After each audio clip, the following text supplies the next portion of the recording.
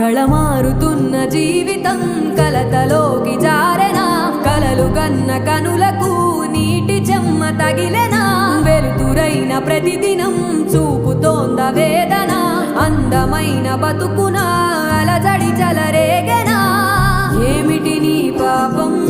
ఏమిటి నీ నేరం చీకటి ముసిరిందే చిటికల్లోనా తీరదు నీ శోకం మార